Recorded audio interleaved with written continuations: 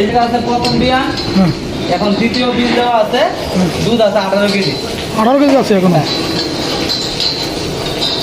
পরে ফিজিয়ান সাথে বাচ্চা কি? বাচ্চা, সার বাচ্চা। আচ্ছা, আর এটা?